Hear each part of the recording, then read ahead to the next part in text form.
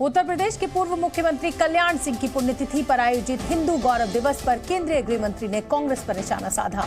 अलीगढ़ में हुए कार्यक्रम में अमित शाह ने कहा कि कांग्रेस पार्टी आजादी के बाद से ही श्री राम जन्मभूमि के मसले को भटका रही थी, लेकिन प्रधानमंत्री मोदी ने कोर्ट के फैसले के बाद बिना देरी किए प्रभु श्री राम के मंदिर का भूमि पूजन किया। मंदिर आंदोलन में कल्याण सिंह के योगदान को याद करते हुए अमित शाह ने कहा कि कल्याण सिंह ने मंदिर के लिए पद छोड़ दिया था, उनका लक्ष्य राम मंदिर था। अमित शाह ने लोगों से अपील की कि अगले साल लोकसभा चुनाव में बीजेपी की झोली में सभी 80 सीटें डालिए और नरेंद्र मोदी को फिर से प्रधानमंत्री बनाइए।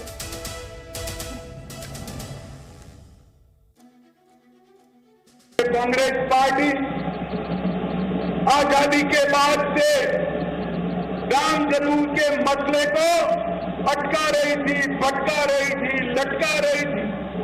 मोदी जी ने राम जन्मभूमि के मसले को कोर्ट का जजमेंट लाकर, कोर्ट का जजमेंट आते ही एक दिन बड़े सवेरे खून का कतरा बहाए बगैर प्रभु श्री राम के मंदिर का भूमि पूजन करने का काम कर दिया। हर व्यक्ति के जीवन में कुछ पल आते हैं जो व्यक्ति का परिचय करा देते हैं। बाबूजी के जीवन में भी एक ऐसा पल आया, राम भक्तों का सैलाब अयोध्या में उमड़ पड़ा, बात आपे के बाहर गई, सब लोगों ने दबाव बनाया कि गोलीबार कर गोलियां चलाकर कार सेवकों को रोका जाए, और बाबूजी ने वो पल जो उनका परिचय कराता है निर्णय लिया कि मैं गोली नहीं चलाऊंगा, मैं मुख्यमंत्री पद त्याग। तो गृह मंत्री अमित शाह आज अलीगढ़ पहुंचे और आपने देखा ही सुना ही किस तरीके से उन्होंने मंदिर के मुद्दे पर कल्याण सिंह को याद किया। लखनऊ से जी न्यूज संवाददाता अजीत प्रताप सिंह मेरे साथ लाइव जुड़ रहे हैं। अजीत, गृह मंत्री के इस बयान को सुनकर और कल्याण सिंह को आज याद करना, क्या माना जाए कि 2024 का चुनाव जो है वो सबसे बड़ा मुद्दा बीजेपी जनता के बीच में राम मंदिर को बनाने वाली है?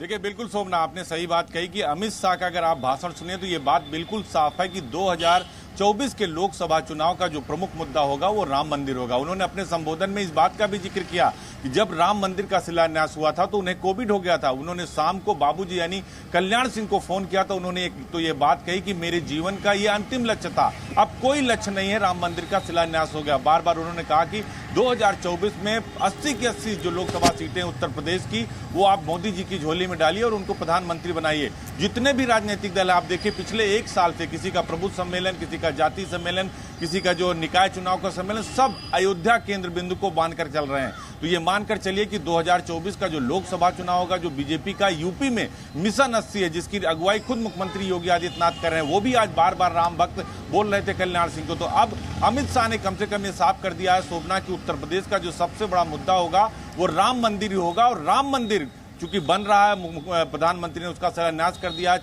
जनवरी में, जो जनवरी 2024 उसका उद्घाटन भी हो जाएगा, उसकी तैयारियां भी हो रही है। हर हफ्ते मुख्यमंत्री योगी आदित्यनाथ जा रहे हैं, प्रधानमंत्री का पूरा फोकस है। और अमित शाह ने अपने संबोधन में कम से कम ये विपक्षी पार्टियों को भी और उत्तर प्रदेश की जनता को भी बिल्कुल क्लियर कट ये मैसेज दे दिया शोभना कि राम मंदिर के आधार पर ही 2024 का लोकसभा चुनाव होगा। और मतलब कुल मिलाकर एक बार फिर ध्रुवीकरण पर ही जोर रहेगा बीजेपी का। बहुत बहुत धन्यवाद। जी न्यूज़।